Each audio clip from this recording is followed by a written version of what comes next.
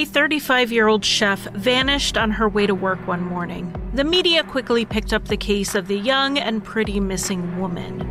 But when an investigator spoke of a supposed secret life, public perception changed and altered the course of the investigation. I'm Charlie, and welcome to Crime Lines.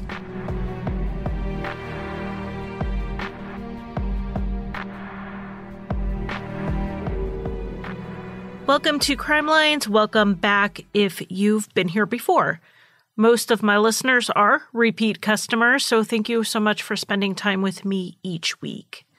This is an episode that will have an after show. Jules from Riddle Me That will be joining me on Wednesday to discuss this case and some of the issues around it in more depth. So watch for that coming up. There were a few long-form articles I used in my research, including from the BBC and The Guardian. The Find Claudia website was also another major source, and all of my sources are linked in the show notes.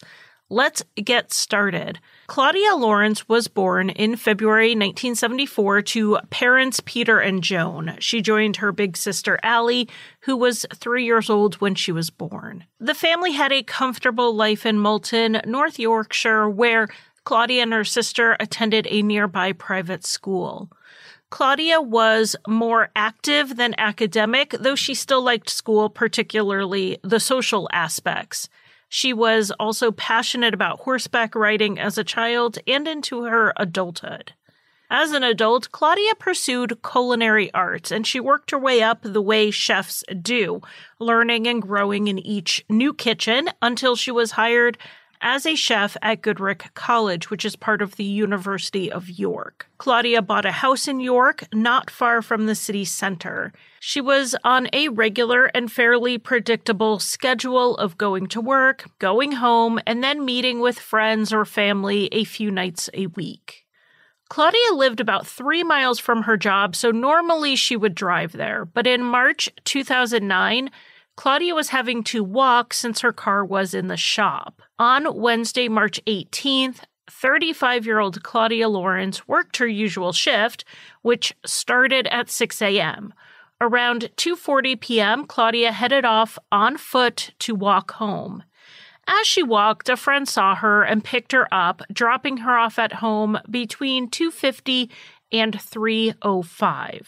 That evening, before 8:30 p.m., Claudia had spoken with both of her parents on the phone separately. Peter and Joan had divorced a few years before. When Claudia chatted with her mom, they talked about the usual things, a TV show they were both watching, and about Claudia's plans to go see her mother that weekend for Mother's Day. Claudia also texted a friend to firm up some plans that they had to get together. A bit after 9 p.m., a friend of Claudia's who lived on the island of Cyprus texted her. It is unclear if Claudia even read this text, and it's possible she was already in bed since she did get up early in the morning to get ready for work and then walk 3 miles there. The next morning, Claudia was expected at work for her usual 6 a.m. start time, but she didn't show up.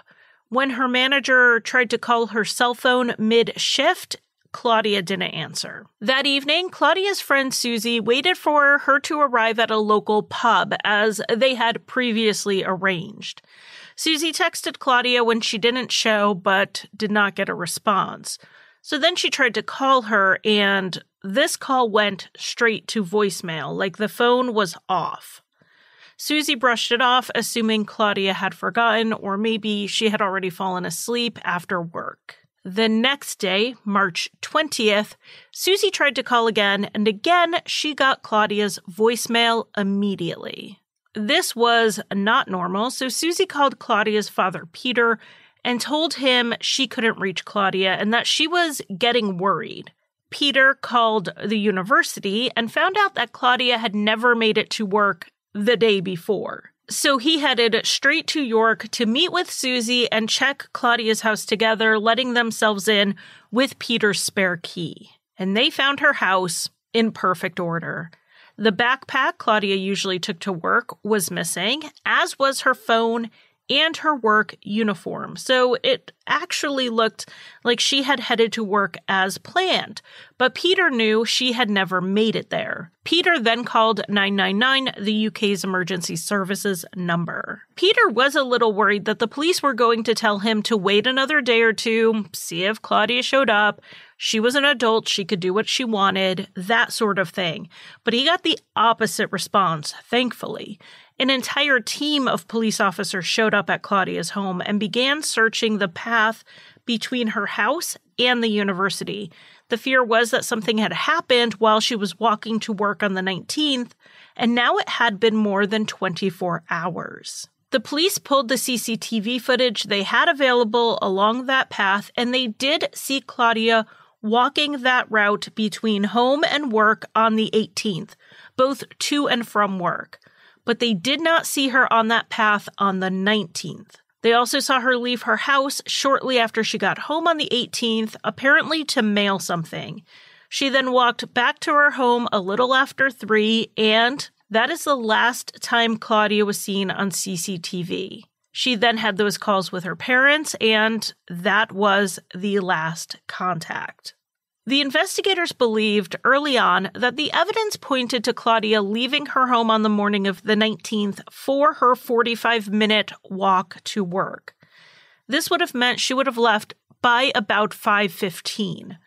The CCTV cameras that caught her on the 18th didn't pick her up on the 19th, so she either didn't make it that far in her walk, or she at least didn't make it that far on foot. It's possible someone picked her up by car.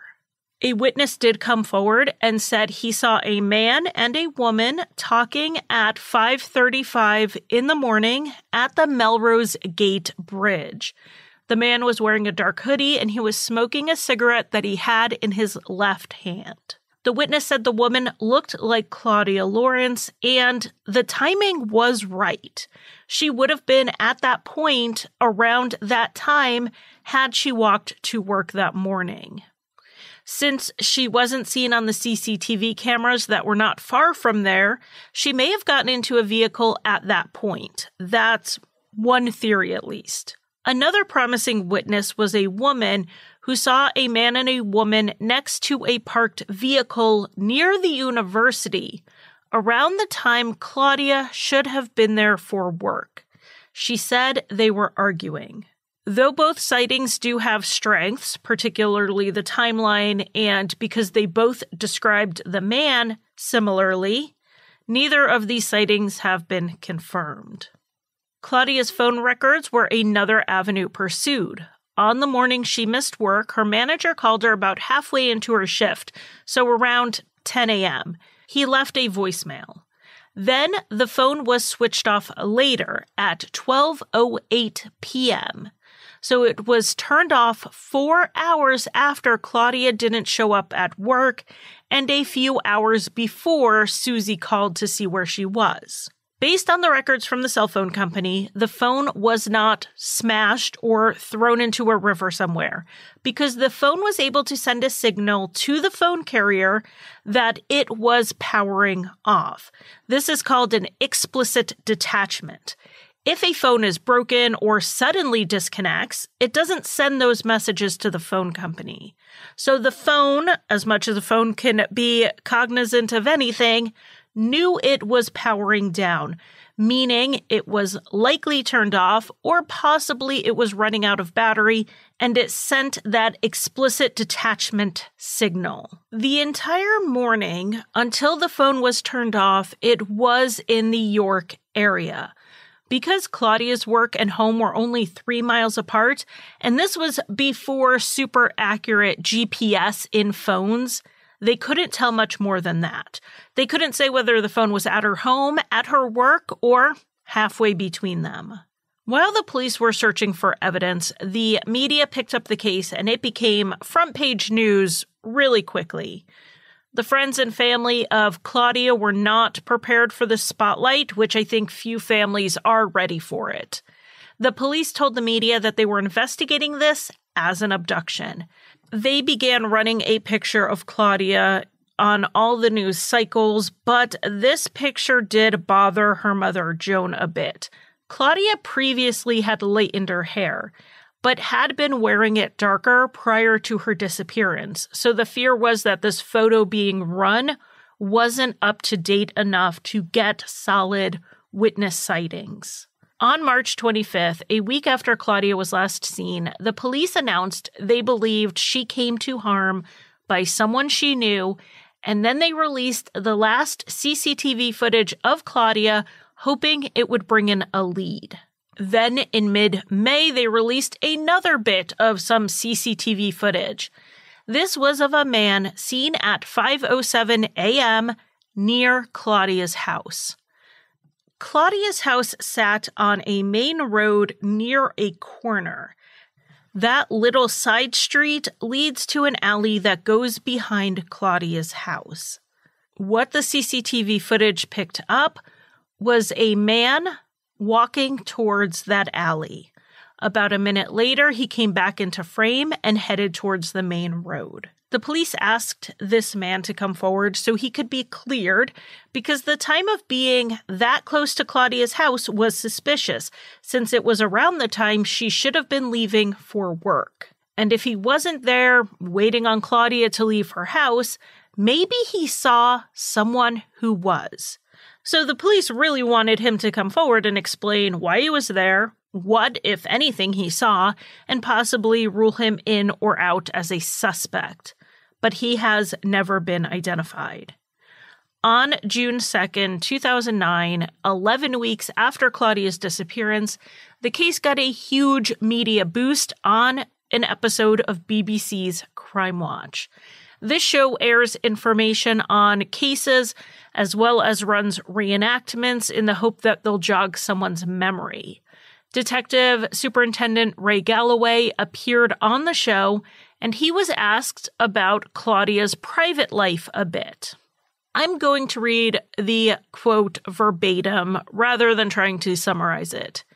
Galloway said, quote, "As the investigation has developed, it's become apparent that some of Claudia's relationships had an element of complexity and mystery to them. I'm certain that some of those relationships were not known to her family or friends." End quote. So that's what he said. The way it came across was that he was saying Claudia had some sort of secret life with secret and complex relationships, and suddenly the reporting shifted, and the tabloid tone started appearing. Claudia was a 35-year-old single woman. The idea that everyone in her life would know everyone she slept with is actually a little odd if you think about it. It isn't unusual to be private about your private life, but you certainly wouldn't know that by the tabloid reporting on Claudia. Galloway did say he didn't mean his statement to come across the way it did, and I think what he meant was that Claudia had relationships they were still uncovering as they tried to figure out who would have a motive to bring harm to her. He didn't mean it to sound as sordid as it ended up being taken. Claudia's father, Peter, very quickly tried to correct this perception in the media. He said that Claudia would have hardly had time to juggle several mysterious relationships, and her friends said she was actually fairly shy until she got to know someone. The idea Claudia was out there meeting men all the time was just not factual. And the number of relationships that were reported in the press were greatly exaggerated.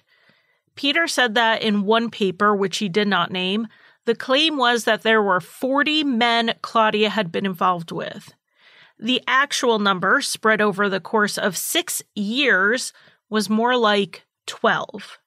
It certainly wasn't news to her family or friends or even coworkers that she dated. Just 2 days before Claudia disappeared, she mentioned being tired at work because she had been out late on a date the night before.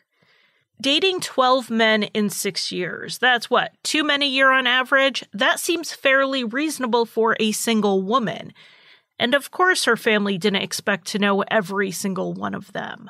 But even as this dozens of men theory was being debunked, the complicated nature of some of the confirmed relationships did come out. And when I say complicated nature, I mean the men had other partners, long-term partners. One relationship Claudia had was described by the police as a long-term casual relationship, and that the man was in a serious relationship with someone else at points that overlapped with when he was seeing Claudia. There was another relationship that was short, but the man was married. So even though the straight slut shaming slowed a bit, the home wrecker narrative replaced it. Claudia changed from being a sweet single woman from a good family who was snatched from the streets into a story of a wayward woman who may have had it coming. And there was a lot of gendered language used in the media. When are men referred to as Scarlet or as homewreckers? But they used both to describe Claudia. And this is something Jules and I discuss in more depth in the after show. So if you are interested in hearing more about our views and our experiences in this true crime space with the gendered reporting that we see, feel free to listen to the after show, which will be out on Wednesday.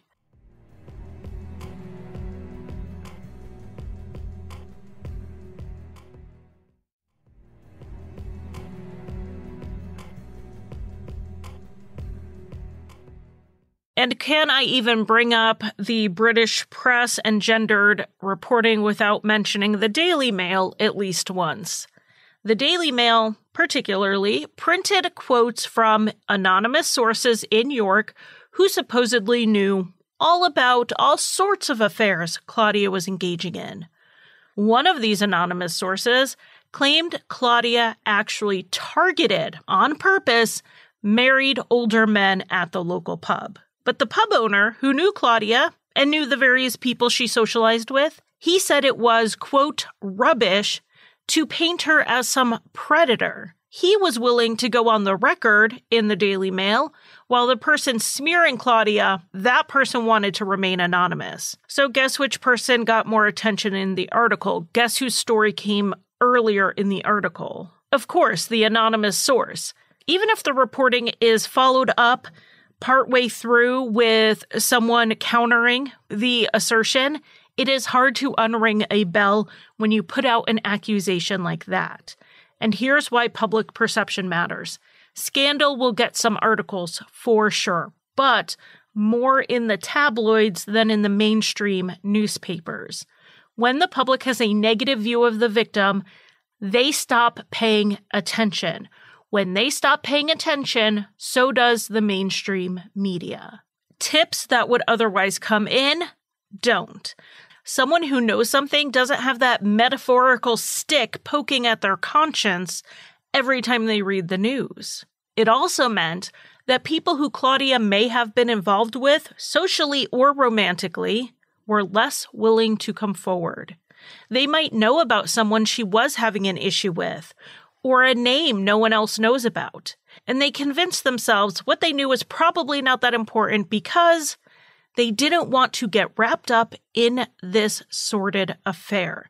They didn't want their names in the papers. They didn't want their family interviewed in the Daily Mail. Because yes, the tabloid published the names of the people Claudia was involved with, including a married man who had a short-lived affair with Claudia. The man's wife already knew about it because he had confessed to her and they separated before Claudia even went missing, but their story and interviews with people about that story were in the paper.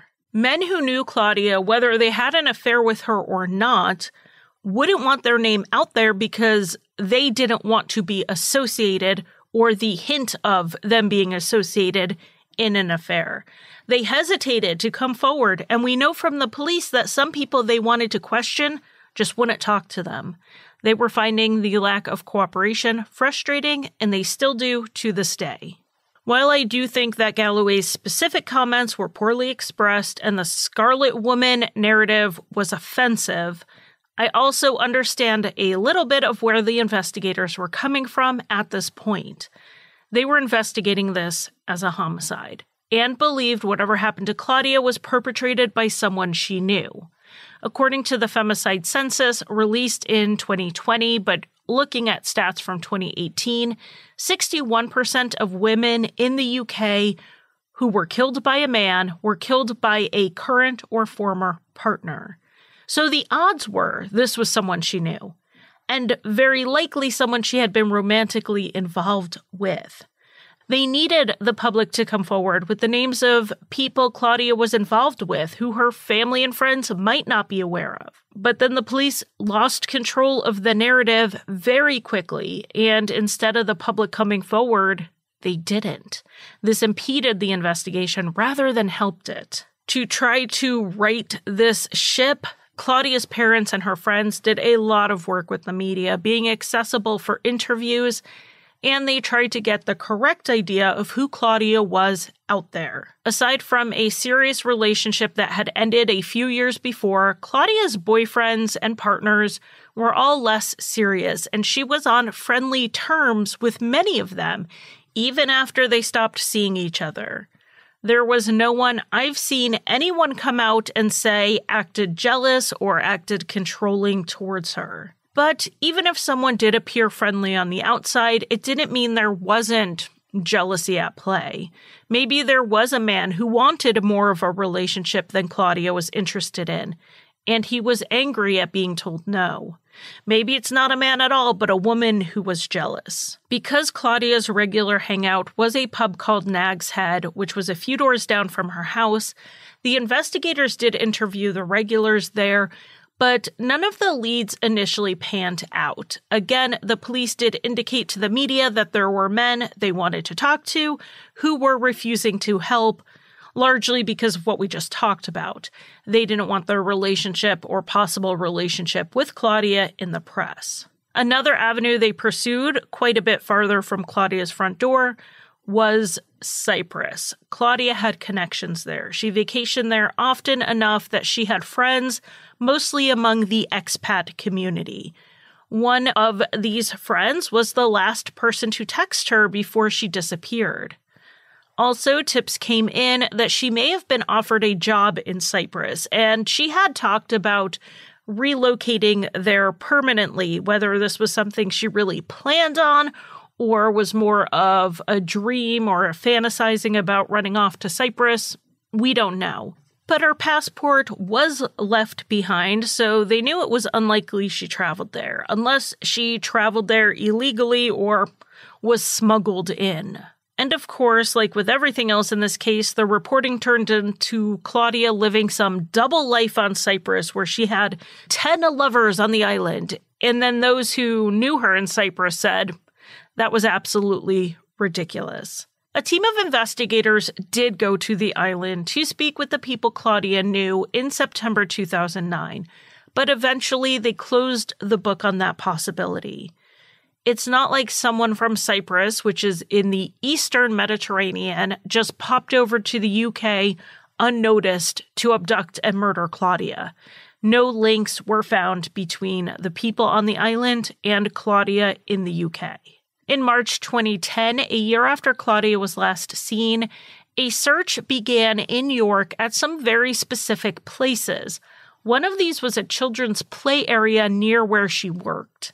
The police would not say what information had led them there, but they did say nothing came out of it. As the leads coming in dwindled more and more, they scaled back on how many officers were actively investigating the case in July 2010. Claudia's friend said she thought the investigation would take days and then they would know what happened. Instead, it stretched 2 months and then years until it was a cold case. That was until 2014, 5 years after Claudia went missing, when the newly formed Major Crime Unit was set up specifically to look at investigations that had stalled out and gone cold. Claudia's case was, of course, one of them. This reinvestigation looked into a few aspects, and one of them was forensics. Using newer and better technology, additional fingerprints were found in her house, and DNA was also found. Claudia's car had been in the shop at the time she disappeared, and it had been for a few weeks, so you wouldn't think it would hold any relevant evidence. But the investigators did find a cigarette butt in the car. They were able to get a male DNA profile off of the cigarette butt. Claudia did allow people to smoke in her car, so they checked the DNA profile against men in Claudia's life who may have been in her vehicle. None of them matched. This finding is significant for two reasons. One, there was a credible witness sighting of Claudia talking to a man who was smoking on the morning she would have walked to work. And second, if the DNA didn't match any of Claudia's known friends and acquaintances, it meant there was at least one other man out there who knew Claudia well enough to be in her car smoking. And that man did not come forward after any of the multiple public appeals for those who knew Claudia to talk to the police.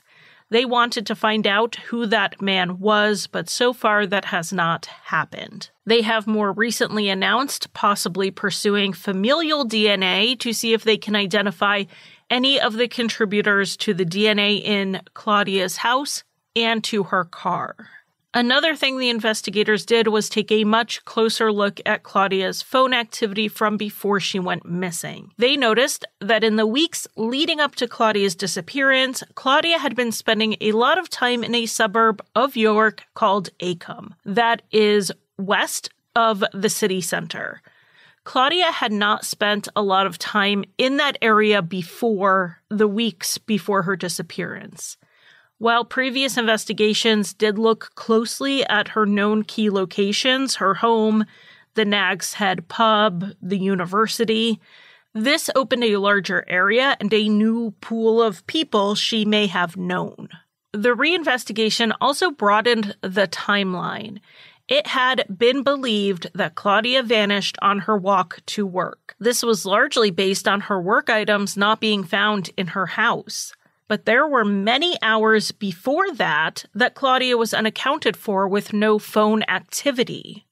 Of course, she very well could have been sleeping that entire time, since she did wake up early for work. But what if she had gone missing from her house in the overnight hours? They also did a fingertip search of the alley behind Claudia's house because it seemed like the most likely getaway path for anyone in or near her house that night. It's also possible that Claudia did go missing the night before, but she initially left willingly. One interesting thing noted was that there was another item from Claudia's house, her hair straightener, that was missing, and it wasn't something she typically took to work with her. So when I read this, I thought, well, if you're spending the night somewhere else, and you plan to get ready for work at someone else's place, you would grab your straightener and bring it with you. But on the other hand, her toothbrush was still at her house, as were some other things she would have wanted to use to get ready for the day. So this is hardly my long-awaited Perry Mason moment where I crack the case on the podcast, but I do think it is something to consider. Another thing they did was take another look at the CCTV footage. If you remember earlier, I said they released CCTV footage of a man near Claudia's house on the morning of the 19th. Well, they rewound that tape a bit and found the evening before there were two men outside of Claudia's home at 7:15 on the 18th. One of the men walked down that side street that would lead to the back of Claudia's house where the alley was. A little bit later, he came back into view of the camera, and this time he appeared to be carrying a bag over his shoulder. As he walked up the side street towards the main road, another man walked down the main road, causing the first man to stop. But it's not like he had to stop. It's not like he was about to collide with the other man walking. He was plenty far enough back that he could have kept on walking and everything would have been fine. It seemed like he stopped purposely so the other person would keep going. Did he do that so he wouldn't be seen by a witness? The police want to speak with both men to either rule them in or rule them out, particularly the man with the bag. The footage really isn't clear enough to tell much about this man, except the man with the bag was in dark clothing and the other man was in lighter clothing.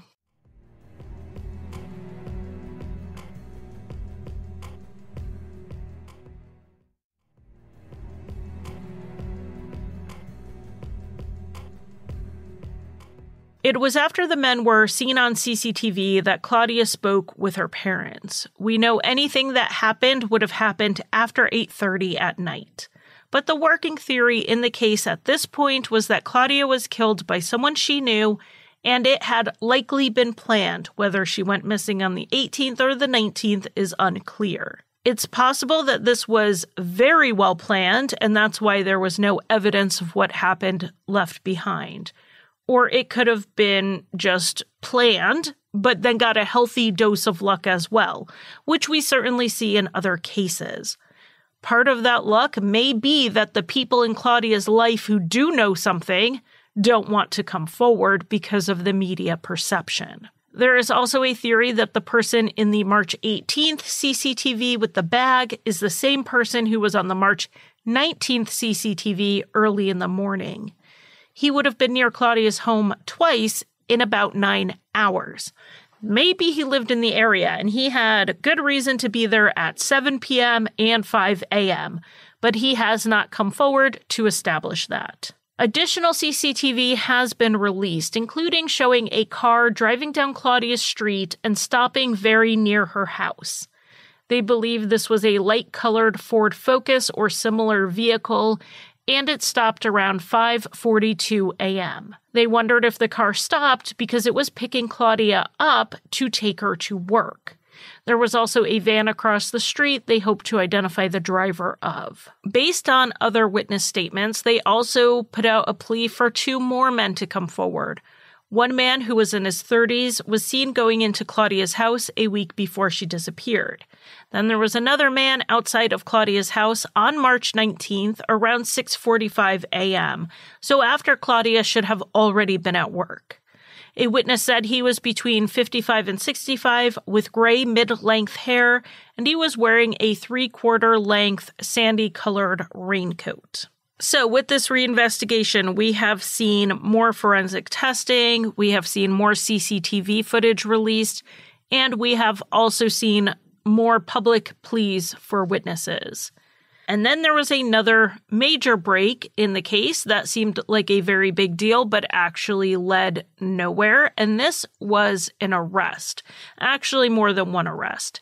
In 2014, a 59-year-old man, I will call James, was held on suspicion of murder, and a 46-year-old man was held on suspicion of perverting the course of justice for withholding information. At the time Claudia went missing, James was a lab tech at the university where she worked, and he also lived fairly close to Claudia, less than half a mile away.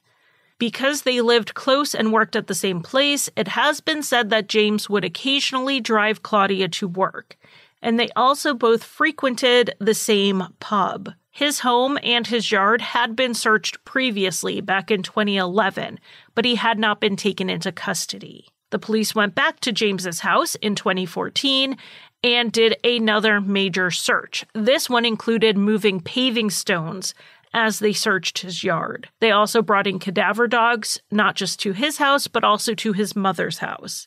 And they processed his car, which was a Ford Focus, not entirely unlike the car seen outside of Claudia's house stopping the morning she went missing. It turned out James had been on the police radar from pretty early on when they were asking for tips on anyone Claudia may have been involved with. Someone at the pub said that they had seen James with his arm around Claudia before she went missing, and they came forward and gave that tip. It's not entirely clear what changed between 2009, 2011, and 2014 to have James taken into custody, but he was released without charge due to a lack of evidence.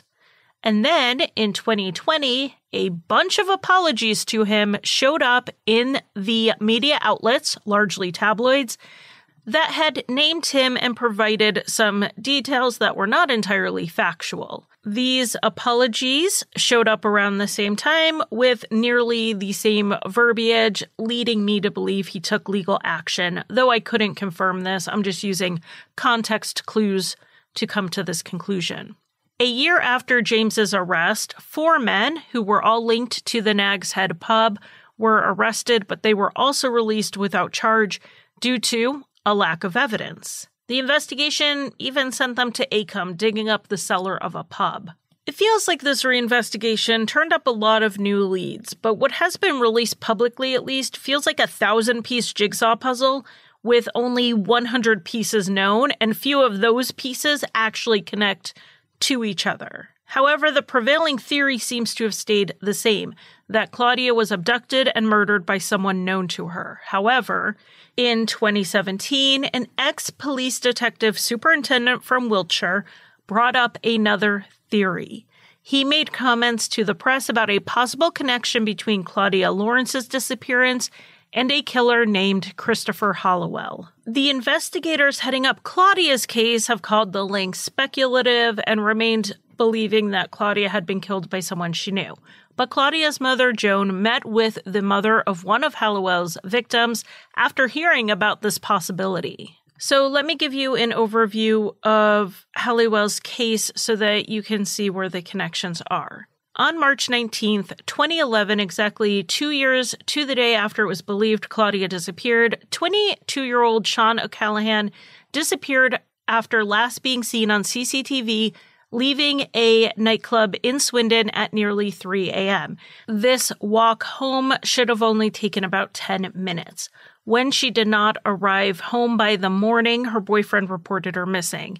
He had sent her a text around 3:30 a.m., and they were able to ping her phone at the Savernake Forest area when the text was received.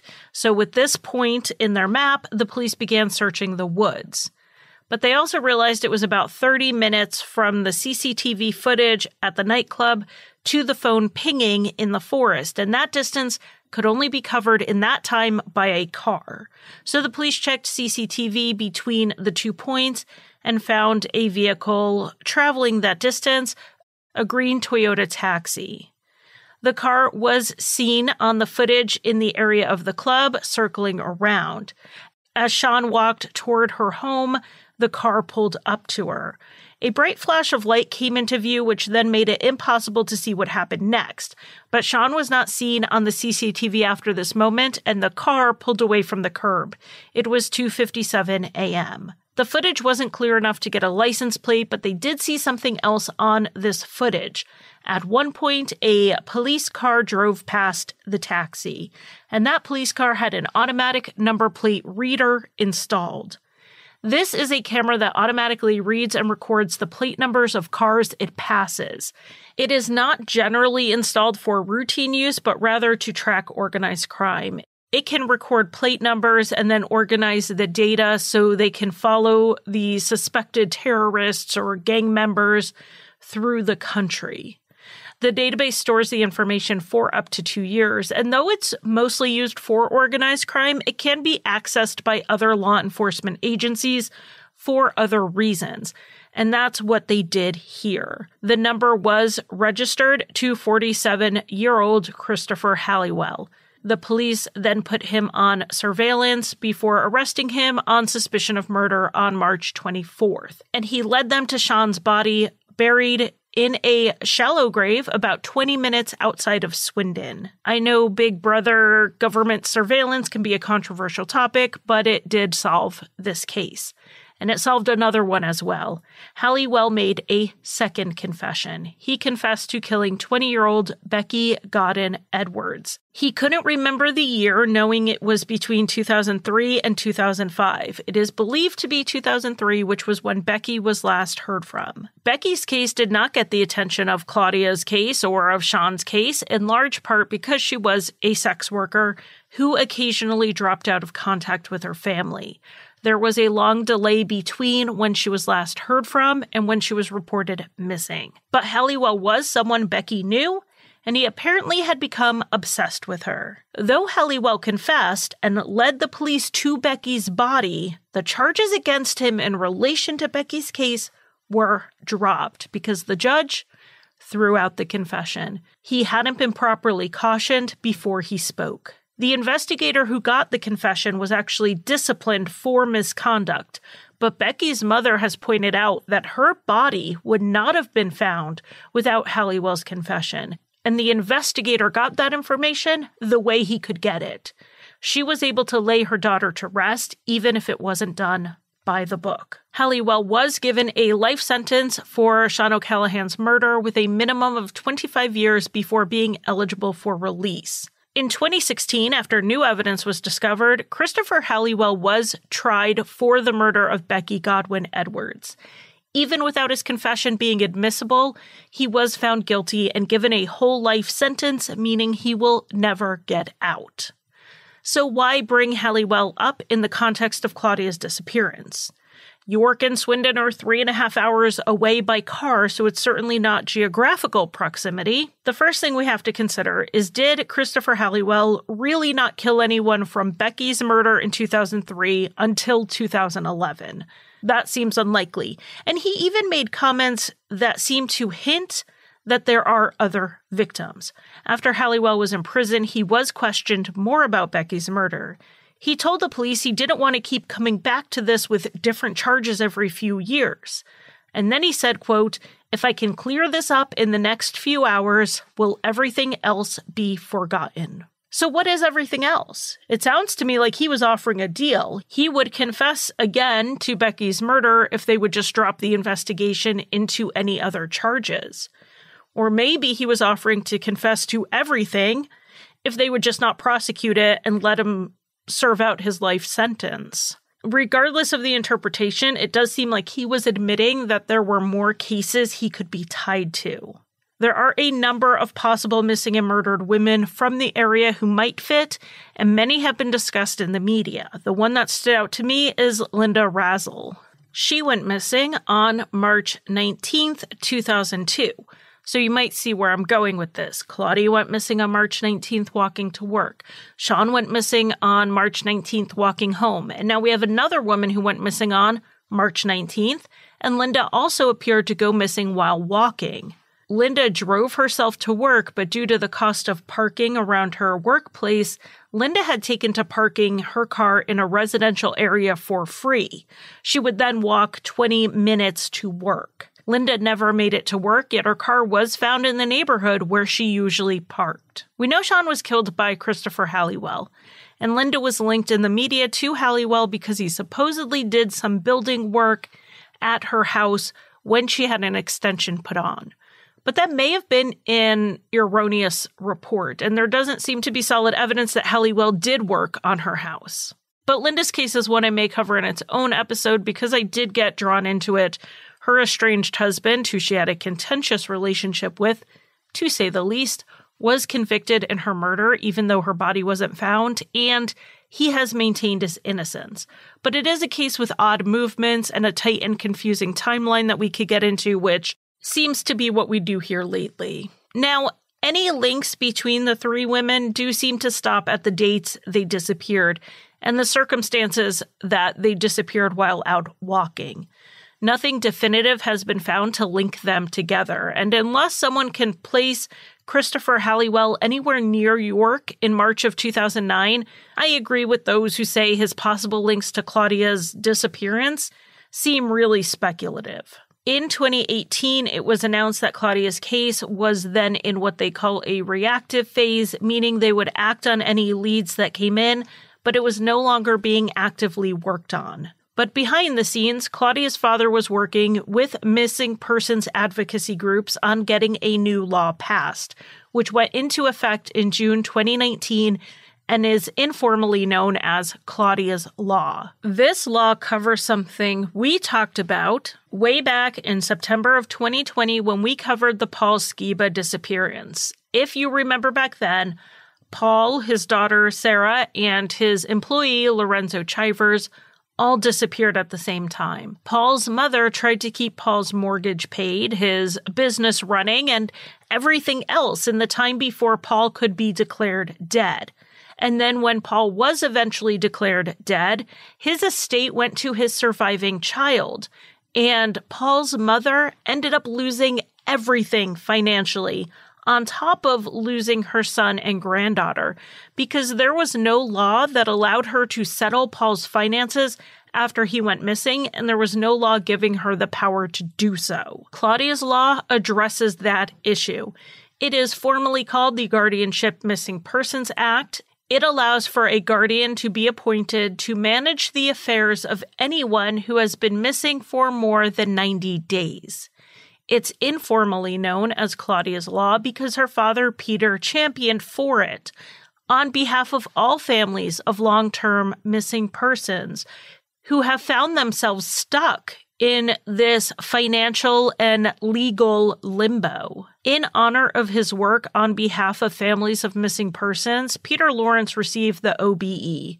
This is awarded to people who have made major contributions in their area, whether it's their line of work or their charity work. Peter Lawrence died in February 2021 at the age of 74. The family statement on his death read, quote, "It is sad that nearly 12 years after Claudia's disappearance from York, Peter never found out what has happened to her. He was a very private person thrust into the full glare of the media, and despite a tireless campaign to find her, he also selflessly devoted himself to helping others with missing relatives through the charity Missing People," end quote. Months after Peter's death in August 2021, there was another search conducted in the woods and lake at Sand Hutton Gravel Pits, which is in New York, about 15 minutes from the city center. The investigators would not say what specifically sent them to search there. But it does sound like it was a pretty specific lead because they partially drained the lake and even cleared some trees in a particular area. After 2 weeks of searching, they said nothing obvious was found, but a small number of items had been brought in for further investigation. And that is the last development in the case to date. The lead theory remains that Claudia was killed on March 18th or 19th of 2009, and not only was the killer or killers someone Claudia knew, the police believe other people are knowingly withholding key information that would bring Claudia's family the answers they desire. And if that person is you, you can report your information to Crimestoppers at 0800-555-111, or you can leave a tip online at crimestoppers-uk.org. While you can choose to remain anonymous, the more information you give to verify your tip, the more seriously they will take it. Do the right thing and come forward. Thank you for listening. You can find Crimelines on Facebook, Twitter, Instagram, and occasionally TikTok. Crimelines is on Patreon, where I offer early and ad-free episodes as well as bonus content. Visit patreon.com/crimelines. If you want to buy me a coffee, the official drink of Crimelines, you can give a one-time donation at basementfortproductions.com/support. And if you need a palate cleanser after listening to heavier true crime shows, check out Rusty Hinges, an allegedly funny history, mystery, and true crime show that I co-created and write for.